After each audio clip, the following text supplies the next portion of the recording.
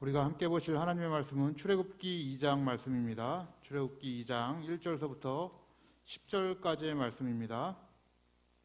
구약성경 82페이지입니다.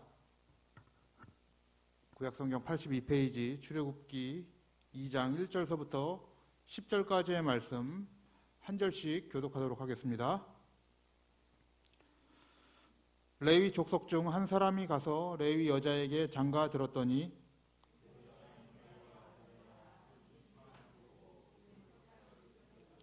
더 숨길 수 없이 되매 그를 위하여 갈상자를 가져다가 역청과 나무진을 칠하고 아이를 거기 담아 하숫과 갈대 사이에 두고 바로의 딸이 목욕하러 하수로 내려오고 시녀들은 하숫가에 거닐 때에 그가 갈대 사이에 상자를 보고 시녀를 보내어 가져다가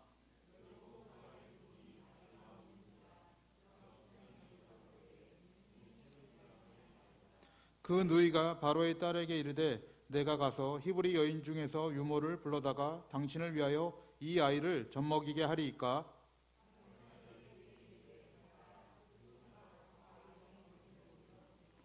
바로의 딸이 그에게 이르되 이 아이를 데려다가 나를 위하여 젖을 먹이라. 내가 그 삭슬 주리라. 여인이 아이를 데려다가 젖을 먹이더니 그 아이가 자라매 바로의 딸에게로 데려가니 그의 아들이 되니라. 그가 그의 이름을 모세라 하여 가로되 이는 내가 그를 물에서 건져내었음이라 하였더라. 아멘. 드린 예물 있습니다. 진진봉 권사님께서 주정헌금 드리셨습니다. 또 송영호 성도님 진진봉 권사님 과정에서 1,000번째 예물 드리셨습니다. 우리 함께 드려진 예물과 오늘 말씀을 위해서 우리 함께 기도하겠습니다. 하나님 감사합니다. 오늘도 우리들을 이곳으로 불러주시고 하나님을 예배하며 하나님을 찬양하며 또 하나님께 영광 돌릴 수 있도록 인도하여 주시니 감사를 드립니다. 귀한 이 시간 우리의 심령을 깨워주시고 하나님의 말씀을 온전하게 깨닫게 하여 주셔서 우리의 삶이 늘 진리를 추구하며 진리 안에서 살 수 있도록 인도하여 주시며 또 하나님의 영광을 구하는 우리의 모습들 될 수 있도록 주님께서 축복하여 주시옵소서. 오늘도 주정헌금으로 1,000번째로 하나님께 귀한 예물을 올립니다. 주님께서 기쁘게 받아 주시옵시고 하나님의 영광을 위하여 사용되는 도구가 되게 하여 주시옵소서. 감사를 드리며 우리의 구원자가 되시는 예수님의 이름으로 기도드립니다. 아멘. 자, 오늘은 언약을 위한 이름이라는 제목으로 함께 말씀을 나누도록 하겠습니다. 오늘 말씀은 우리가 아주 잘 아시는 모세의 탄생 이야기를 그리고 있습니다. 근데 제가 오늘 이 말씀 제목을 언약의 이름들, 언약을 위한 이름이라는 제목으로 지은 이유는 출애굽기의 원래 제목이 이름들이란 제목이에요. 그래서 히브리어로 쉐모트라고 해서 이름들이란 제목입니다. 여러분 이 출애굽기 1장의 시작을 보시면은 그 1장이 야곱의 아들들의 이름으로 시작되고 있죠. 그래서 1장에 야곱의 아들들의 이름이 먼저 등장하고 있는데 이 이름들은 단순한 이름들이 아니죠. 단순한 이름이 아니라 다 하나님의 언약을 위해 사용되고 있는 그런 이름들입니다.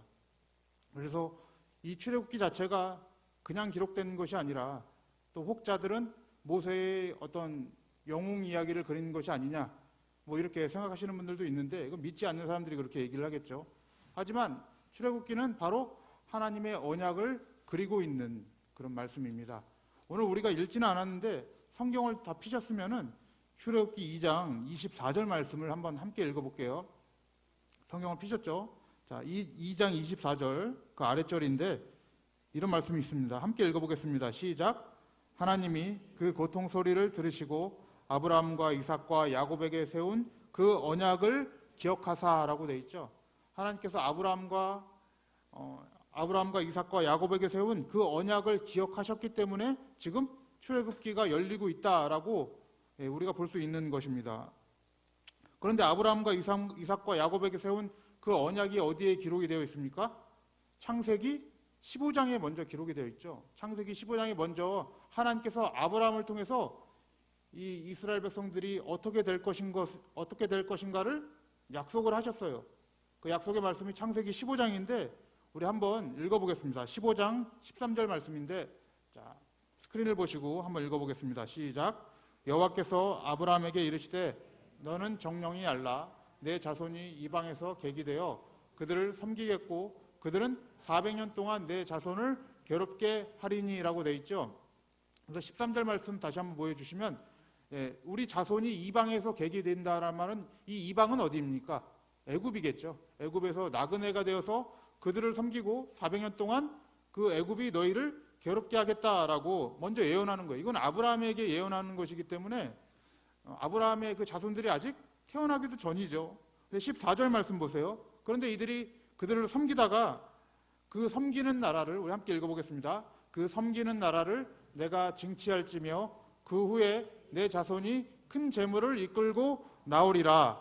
15절 너는 장수하다가 평안히 조상에게로 돌아가 장사될 것이요 내 자손은 4대 만에 이 땅으로 돌아오리니 이는 아모리 족속의 죄악이 아직 관영치 아니함이니라 하시더니라고 말씀하고 있죠. 그러니까 창세기 15장에 이미 하나님께서 아브라함에게 약속하신 거예요. 그 약속대로 지금 400년이 지나서 그 약속이 모세를 통해서 이루어지고 있음을 보여주고 있는 것이 출애굽기라는 것이죠. 그래서 거기에 사용되는 영광의 이름이 바로 모세인 것입니다. 자, 먼저 이 모세의 탄생을 다루기 전에 그 탄생의 그 배경에는 하나님의 역사가 있었다는 것을 우리가 좀 알아야 될 것인데요. 1장 말씀 마지막 부분을 보면은 이렇게 말씀을 하고 있어요. 자, 성경을 피셨으면 한번 보시기 바랍니다. 1장 20절 말씀 보시면은 하나님이 그 산파들에게 은혜를 베푸시니라 백성은 생육이 번성하고 심히 강성하였다라고 되어 있죠. 하나님이 그 산파들에게 은혜를 베푸셔서 이스라엘 백성들이 어떤 현상이 일어나고 있는 거예요? 생육이 번성하고 강성해졌다라는 것이에요. 이스라엘이 매우 번성하게 늘어났다는 것이죠. 그런데 이것이 누구에게는 위협적이 될 수 있는 것이었어요. 그게 누구였습니까? 바로왕, 애굽의 바로왕에게는 이스라엘의 강성함이 아주 위협적이 되는 것이죠. 그래서 바로가 1장 22절 말씀 보면 이렇게 기록이 되어 있어요. 그러므로 바로가 그 모든 신민에게 명하여 가로되 남자가 나거든 너희는 그를 하수에 던지고 여자여등 살리라 하였더라. 바로왕이 어떤 명령을 내립니까? 모든 백성들에게 히브리 민족에게서 태어나는 남자아이들은 전부 죽이라고 하고 여자는 살리라고 얘기합니다. 그러니 여러분들 이런 상황이면 히브리 사람들, 이스라엘 사람들에게는 어떤 상황이 처했을까요? 거의 초상집이나 마찬가지죠. 더욱 문제는 무엇이냐면 하나님의 언약이 이루어져야 하는데 그 언약에 심히 위협이 될 만한 상황이 지금 터진 것이에요. 그런데 그 상황 속에서 지금 어떤 이야기가 나오고 있는 거예요? 모세의 이야기가 나오고 있는 거예요. 모세의 이야기가 등장한다는 것은 이런 상황 속에서도 지금 하나님이 이 역사를 어떻게 경영하겠다라는 것을 분명하게 보여주고 계신 것이죠. 그래서 모세의 이야기가 등장하고 있는데, 자, 모세의 탄생 이야기를 우리가 한번 읽어볼게요. 오늘 읽었지만, 자, 1절을 보시면은 레위 족속 중 한 사람이 가서 레위 여자에게 장가 들었다라고 말씀하고 있죠. 자, 이 1절에는 이 모세의 어머니와 아버지의 이름이 기록이 되어 있지 않아요. 그냥 레위 족속 중 한 사람이 레위 여자에게 장가 들었다. 그러니까 레위 출신이라는 것만 알 수가 있죠. 이 모세가. 그런데 출애굽기 6장 20절을 보시면은 모세의 아버지의 이름과 어머니의 이름이 족보에 기록이 되어 있어요. 그래서 아버지의 이름은 아므람이고 어머니의 이름은 우리가 잘 알죠. 지금 CCM에도 많이 나오고 있죠. 요게벳이죠. 요게벳이라는 이름이었다는 것을 출애굽기 6장 20절을 보면 알 수가 있어요. 이 둘 사이에서 이제 아들을 낳게 됐는데 그 당시 이제 문제가 되는 것이 바로왕의 명령이었던 것이죠. 남자아이들은 다 죽이라고 명령했으니까 굉장히 위험한 상황 속에서 모세가 태어난 것입니다. 그런데 2절 말씀을 한번 보세요. 2절 말씀을 보시면은 그 여자가 잉태하여 아들을 낳아 그 준수함을 보고 그를 석 달을 숨겼다라고 얘기합니다. 자, 2절을 그냥 문자적으로만 보시면은 그 부모님이 또 어머니가 그 아이가 너무나도 잘생겨서 아이는 차마 죽일 수가 없다 라고 해서 조금 죽이지 못했다라고 이렇게 기록된 것 같이 보이잖아요. 그런데 이거는 그런 말씀이 아닙니다. 이것은 여러분 신약에서 자세하게 해석을 해주고 있거든요. 그러니까 제가 뭐 이 말씀을 해석하는 것보다 신약이 어떻게 해석을 하고 있는지 우리 사도행전 7장 20절을 한번 말씀을 읽어보겠습니다. 자, 스크린을 보시고 읽어보겠습니다. 시작. 그때 모세가 났는데 하나님이 보시기에 아름다운지라 그 부친의 집에서 석 달을 길리우더니라는 거예요. 이건 여러분 스데반의 설교 중에 나온 이야기예요. 스데반이 어떻게 증언하고 있냐면 하나님이 보시기에 아름다웠다라고 기록이 되고 있죠. 그러니까 지금 이 주체가 하나님으로 변해 있는 거예요. 마치 변한 것처럼 보이는 거죠. 히브리 11장에도 이렇게 말씀을 하고 있어요. 자, 우리 한 절 더 보겠습니다. 11장 23절 말씀입니다. 시작. 믿음으로 모세가 났을 때 그 부모가 아름다운 아이임을 보고 석 달 동안 숨겨 임금의 명령을 무서워 아니하였으며 라고 기록이 되어 있죠. 자, 부모가 무엇 때문에 이 아이를 숨겼다고 얘기하고 있어요? 믿음으로 말미암아예요, 여러분들. 여러분, 믿음이라는 것이 무엇입니까? 인간 스스로 생겨날 수 있는 것이 믿음입니까? 성경은 그렇게 얘기하고 있지 않죠. 로마서 10장 17절을 보면 믿음이라는 것은 믿음은 들음에서 나고 그리스도의 말씀으로 말미암는다라고 기록하고 있는 거예요. 그러니까 여러분, 이 믿음은 당연히 하나님께서 누구에게 주신 거예요? 모세의 부모에게 주신 것이고, 그 믿음으로 말미암아 어떻게 된 거예요? 이들이 모세의 아름다움을 보게 되었다라는 거예요. 그러니까 하나님의 아름다움을 봤다는 것은 믿음 안에서 하나님의 아름다움을 봤다는 얘기죠. 여러분들, 오늘 본문 말씀 2절에 기록된 이 아들을 낳아 준수함을 보았다라는 이 준수함이라는 단어가 창세기 1장에 많이 나오는 단어예요. 창세기 1장을 보시면은 하나님이 보시기에 좋았더라라고 기록이 되어 있죠. 거기에 보면 좋았더라라는 단어가 토브라는 단어입니다. 많이 들어보셨을 거예요. 근데 그 단어가 바로 이 단어예요. 2절에 나왔던 그 토브라는 단어입니다. 하나님이 보시기에 좋았기 때문에 지금 이 아이를 숨겼다는 것입니다. 그래서 여러분, 이렇게 하나님께서 모세의 어머니 안에 하나님께서 믿음을 주셔서 석 달 동안 기르게 되었죠. 그런데 더 이상 기를 수 없게 되자 어떻게 됩니까? 3절 말씀 한번 볼게요. 3절 말씀 함께 읽어보겠습니다. 시작. 더 숨길 수 없이 되매 그를 위하여 갈상자를 가져다가 역청과 나무 진을 칠하고 아이를 거기 담아 하숫과 갈대 사이에 두고, 더 숨길 수 없게 되자 갈상자를 가져다가 역청과 나무 진을 칠했다고 얘기를 해요. 여기서 이제 중요한 단어가 하나 나오는데요. 갈상자라는 단어입니다. 이 갈상자라는 단어가 여기는 그냥 어떤 네모난 상자를 넣었나 보다라고 우리가 생각할 수 있겠지만은, 이 단어는 히브리어에서는요 출애굽기와 창세기에만 나오는 단어예요. 출애굽기와 창세기와 출애굽기는 모세가 기록한 것이죠. 동일 인물이 기록했기 때문에 창세기에 나오는 그 단어와 지금 출애굽기에 지금 이 번역된 이 단어가 지금 굉장히 다른 것처럼 보이지만은 같은 단어거든요. 그러니까 그 의미 자체가 크게 변하지는 않을 거란 말이죠. 근데 이 단어가 어디에 기록되어 있냐면 창세기 6장에 기록이 되어 있어요. 창세기 6장은 어떤 사건이냐면 노아의 홍수 사건입니다. 노아의 홍수 사건에서 무엇이 등장해요? 방주가 등장하죠. 그래서 그 방주라는 단어가 무엇이냐면 바로 이 상자라는 단어랑 똑같은 거예요. 그래서 히브리어로 테바라는 단어입니다. 테바라는 단어, 똑같은 단어가 사용되고 있는 거예요. 이거는 우연한 것이 아니라 같은 모세가 이 말씀을 기록했기 때문에 여기 안에 하나의 복음을 넣는 것이죠. 물에서부터 구원을 받는 이야기, 이건 복음의 이야기가 아닙니까? 우리가 이 창세기 6장에서 방주를 봤을 때 방주를 어떻게 평가하고 있습니까? 홍수로부터 구원을 받는 이야기죠. 그래서 방주로 말미암아 누가 구원을 받아요? 노아의 8 식구가 구원을 받는 이야기를 그리고 있어요. 모든 그 심판은 누가 맞아요? 방주가 맞고 그 방주 안에 들어있는 자만 살아나는 거예요. 방주 안에 들어간 자만 살아남는 것이죠. 그래서 우리가 흔히 이 방주를 어떻게 얘기하냐면 이 방주는 예수 그리스도를 예표한다라고 얘기를 하죠. 왜냐하면 방주 안에서 구원을 받았듯이 우리는 어디 안에서 구원을 받아요? 그리스도 안에서 구원을 받기 때문에 그래요. 똑같이 오늘 이 모세가 어디 안에서 구원을 받고 있냐면 이 테바 안에서, 갈상자 안에서, 방주 안에서 구원받는 그림이 지금 그려지고 있는 거예요. 근데 왜 이 시작부터 이 방주 안에서 구원을 받는 그런 이야기가 기록이 되고 있을까요? 이거는 여러분 단순히 모세의 이야기뿐만 아니라 모세가 지금 이스라엘 백성들을 어떻게 구원할 것인가를 또 기록한 거죠. 그래서 이스라엘 백성들이 어떻게 구원을 받을 것인가를 잘 보여주는 글이 지금 모세가 이 상자로부터 구원을 받는 이야기예요. 그래서 여러분들 고린도전서 10장 2절을 보시면 이런 말씀이 있어요. 어떤 말씀이 있냐면 이스라엘이 어디에 속했냐면 모세에게 속해서 다 구름과 바다에서 세례를 받았다라는 기록이 있습니다. 그러니까 모세에게 속해서 구원을 받는 이야기가 지금 출애굽기에 등장하고 있는 거예요. 여러분, 우리는 누구에게 속해서 구원을 받습니까? 지금은 언약이 완성이 되었기 때문에 예수 그리스도에게 속해서 구원을 받는 이야기죠.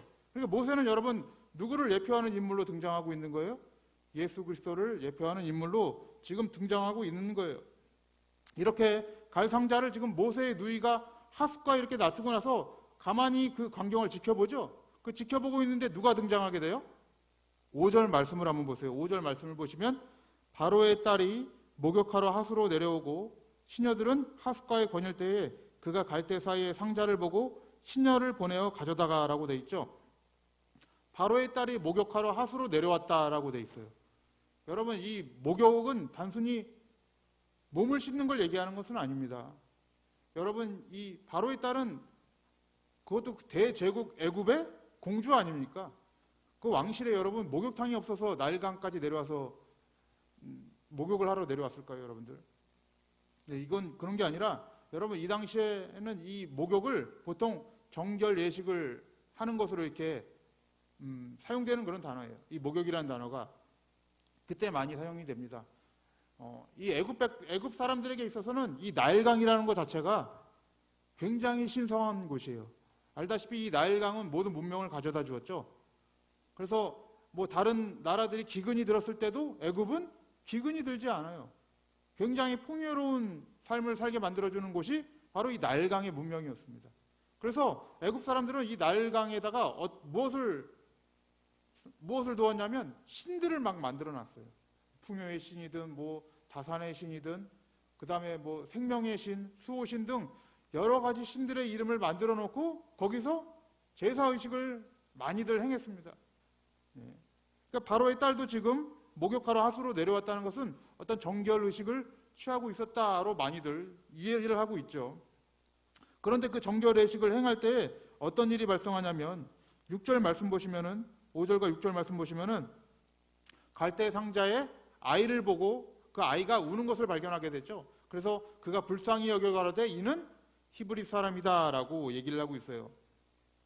사실 여러분 다른 사람도 아닌 애굽의 왕 바로 왕의 딸이 이 갈대 상자를 발견했다는 것은 모세에게 있어서는 굉장히 위협이 될 수가 있죠. 그 당시에 아버지의 명령이 있었기 때문에 그렇습니다. 그런데 여러분 그런 명령에도 불구하고 이 6절 말씀을 보시면은 바로의 딸이 불쌍히 여겼다라고 얘기하고 있죠. 그래서 이 아이를 키울 마음을 갖게 되었다라고 우리는 이렇게 보는데 사실 이것뿐만의 이유가 아닙니다. 이것뿐만 아니라 여러분 9절 말씀을 한번 보세요. 오늘 말씀 9절 말씀 보세요. 9절 말씀을 우리가 함께 한번 읽어보겠습니다. 시작. 바로의 딸이 내가 그 삭슬을 주리라 여인이 아이를 데려다가 젖을 먹이더니 9절 말씀을 보면 중요한 말씀이 이 아이를 데려다가 누구를 위해서? 나를 위해서 젖을 먹이라 그러죠. 그러면 여러분 이 아이가 나에게 있어서 반드시 필요하다는 거예요? 필요하지 않다는 거예요? 반드시 필요하다는 거죠. 불쌍해서 그냥 키워도 그만 안 키워도 그만 이런 게 아니에요. 이 아이는 지금 나를 위해서 존재하고 있다라고 지금 바로의 딸이 인식하고 있는 것입니다. 반드시 필요한 존재예요, 여러분. 그 이유는 여러분 이제 여러 각도로 설명을 하는데 이거는 물론 성경에 나오지 않기 때문에 추측에 불과한 것입니다. 뭐 이론과 가설에 불과한 것이고 학설에 불과한 것이지만은 이런 추측이 가능한 것이죠. 정결 예식을 행하다가 무엇을 보게 된 거예요? 갈상자를 보게 된 거죠. 근데 그 갈상자에 아이가 있었던 것입니다. 그런데 여기 이 말씀을 보시면은 이 당시 바로의 딸이 젖이 없었다라는 것을 우리가 가정을 하게 됩니다. 많은 학설들이. 그래서 자식이 없었던 여자로 지금 바로의 딸을 많이 이렇게 평가를 하고 있어요. 학설에서는. 물론 이거는 가설입니다만. 그러니까 이 아이를 키우게 된 배경에는 이 모든 것들이 맞물려 있었을 것이다 라고 추측을 하는 거예요. 그래서 이 아이를 어떻게 평가하게 되냐면 신이 주신 선물이다 라고 평가하게 돼서 반드시 나에게 필요한 아이로 여겼다라는 이런 학설들은 굉장히 많이 나돌고 있습니다. 어쨌든 뭐 이것은 뭐 크게 진리와는 관계가 없지만 우리가 이렇게 이런 쪽으로 좀 생각을 해볼 수 있는데, 뭐 당연한 것은 무엇이냐면 이 모든 것이 하나님의 계획과 역사 가운데 일어나고 있었다는 것이죠. 그래서 이 아이를 반드시 키워야 한다는 그 마음이 있었다는 것은 분명했기 때문에 어떤 일을 하냐면 이 모세의 누이가 무엇을 제안합니까? 7절 말씀 보시면은 모세의 누이가 바로의 딸에게 이르되 내가 가서 히브리 여인 중에서 유모를 불러다가 당신을 위하여 이 아이를 젖먹이게 하리이까라고 얘기하죠. 유모를 소개시켜줘요. 그 유모가 누구입니까? 8절에 보시면은 모세의 친어머니예요. 친어머니를 유모로 소개를 시켜줍니다. 그래서 그 어머니를 데리고 와서 그 어머니가 키우게 되죠. 놀라운 것은 여러분 이런 것이에요. 9절 말씀 보면은 바로의 딸이 그 모세의 누이에게 이르되 이 아이를 데려다가 나를 위해서 젖을 먹이라 내가 그 삭슬 주리라 하죠. 참 이게 참 아이러니한 게 이런 거예요. 자기 딸을 키우면서 삭슬 받는다. 여러분 이렇게 되면 여러분 우리나라 얼마나 좋아하겠습니까? 엄마들이 자기 자식을 키우면서 삭슬 받는 이런 아이러니한 운명을 또 만나게 되죠. 하나님의 역사가 참 신묘막측한 것을 우리가 볼 수 있는데요. 자, 이제 이 아이를 어머니가 기르게 되는 것은 모세의 어떤 이 자라나는 그 정서에 있어서 굉장히 중요한 것이 되죠. 나중에 보면은 모세가 히브리 동족을 돌아보게 되지 않습니까? 그 돌아보게 된 계기도 무엇에 있습니까? 부모의 밑에서 자랐기 때문에 그렇게 됩니다. 그런데 10절 말씀 보세요. 10절 말씀 보시면 그 아이가 자라매 바로의 딸에게로 데려가니 그의 아들이 되었다라고 기록이 되어 있고 그가 그의 이름을 모세라 하여 가로되 이는 내가 그를 물에서 건져내었음이라 하였다라고 말씀하고 있죠. 자, 오늘 우리가 2장 1절서부터 10절까지 읽어봤는데요. 여러분 읽어보는 도중에 좀 뭔가 특이한 점이 있었습니까? 특이한 점이 하나 있다면 이런 거예요. 1절서부터 10절까지 이름이 지금 처음 등장하는 거예요.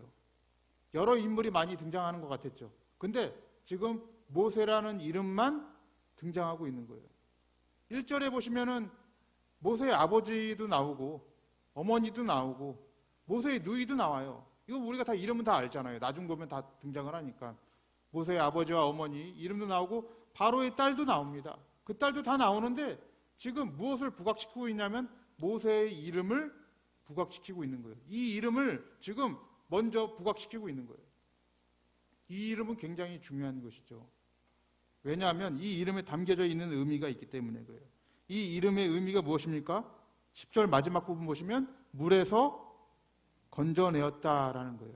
내가 그를 물에서 건져내었음이라 라고 그의 이름을 제일 먼저 해석을 해주고 있죠.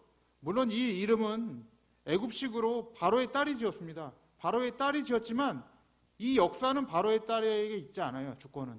지금 하나님의 복음의 이야기에 있기 때문에 이것을 강조하고 있는 것이죠. 하나님의 역사로 인해서 지금 물에서 건져남을 받게 되는 이야기, 이게 누구의 이야기입니까? 단순히 모세의 이야기뿐만 아니라 이스라엘의 이야기, 또 지금은 우리들의 이야기가 되는 거예요. 복음의 이야기가 되는 것입니다. 그래서 여러분, 이 하나님의 놀라우신 역사로 인해서 모세가 어떤 교육을 받게 되냐면 왕실로 들어가서 왕실의 교육을 받게 되죠. 이 왕실의 교육은 이스라엘의 지도자에 있어서 굉장히 중요한 것입니다. 여러분, 이 이집트라는 곳이 굉장히 문맹률이 높은 곳이에요. 우리나라는 문맹률이 거의 없잖아요. 뭐 글자 다 알지 않습니까? 그런데 이집트는 지금도 문맹률이 45%래요. 10명 중에 4명 내지 5명은 모른다는 거예요. 글자를. 그 정도로 이렇게 문맹률이 높은 곳이 이집트예요. 그런데 여러분, 지금도 그런데 제가 지금 말씀드린 건 2018년도 통계입니다. 통계인데 지금도 그런데 여러분, 이 모세가 있었을 당시에는 문맹률이 어떨까요? 그 당시 문헌을 보면 이렇게 말씀을 하고 있는데요. 그 당시 글자를 쓸 수 있었던 그런 계층은 평민들은 거의 없었어요. 없다고 보시면 되고, 언제 썼냐면 그 신에게 제사 드릴 때 그때 한번 쓰고, 그다음에 이게 왕실에서 행정을 볼 때 그때 썼다고 합니다. 그 외에는 거의 뭐 쓰질 않았다 그래요. 애굽의 문자를. 그런데 그 문자를 지금 그 왕실의 교육을 누가 받은 거예요? 모세가 받고 있는 거예요. 나중 되면 여러분, 모세가 하나님께로부터 무엇을 받습니까? 율법을 받죠. 그럼 율법을 받을 때 뭐가 필요해요, 여러분? 문자를 알아야지 받죠. 여러분. 하나님께서 어떻게 지금 모세를 예비하고 계신지를 우리는 굉장히 좀 놀랍게 보셔야 되는 거예요. 이거 우연한 게 아니라는 것입니다. 사도행전 7장 22절에 보면 스데반이 이 부분을 굉장히 부각시켜서 말씀을 해요. 자, 7장 22절 말씀. 자, 사도행전인데 함께 읽어보겠습니다. 시작. 모세가 애굽 사람의 학수를 다 배워 그 말과 행사가 능하더라 라고 기록되어 있죠. 이걸 괜히 설교하는 건 아니지 않겠습니까? 성경이. 이 말씀을 한 것은 지금 하나님께서 모세를 어떻게 키우고 계신 거예요? 애굽으로 보내셔서, 애굽 왕실로 보내셔서 애굽 왕실의 모든 교육을 다 받게 하시고, 그 다음에 이스라엘을 건져내셔서 하나님의 말씀을 전하는, 하나님의 언약을 이루는 도구로 사용되고 있다는 것입니다. 그래서 여러분들, 이 모세가 이 이스라엘을 이끌고 하나님의 계명을 전달하기 위해서 애굽 왕실의 교육을 받은 것은 하나님께서 이스라엘 민족을 끌어내시고 하나님의 언약을 성취하기 위한 것이라고 우리는 분명하게 볼 수 있는 것입니다.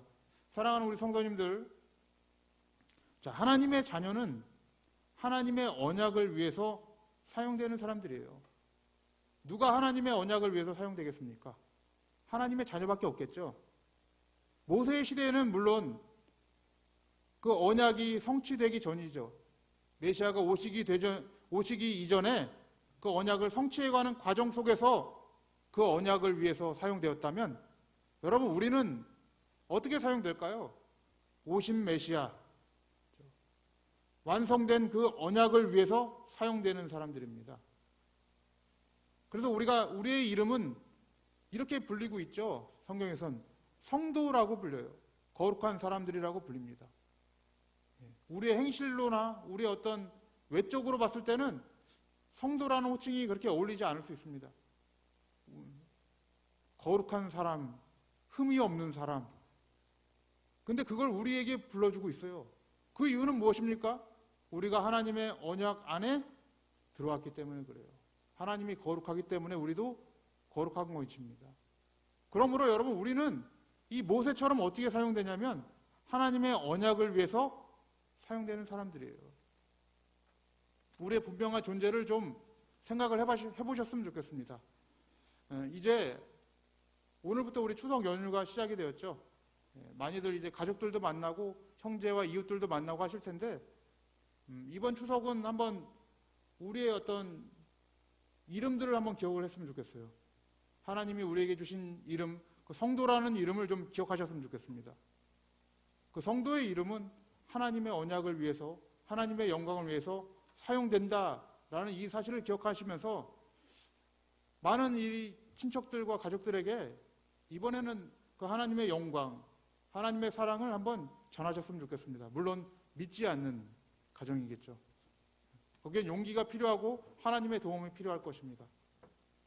그렇지만 여러분, 성령의 강력하신 역사를 믿고 이번 추석에는 많은 친척들과 하나님의 이 약속의 말씀, 사랑의 말씀을 나누셔서 하나님께 영광 돌리시는 우리 성도님들 되시기를 주님의 이름으로 축복합니다.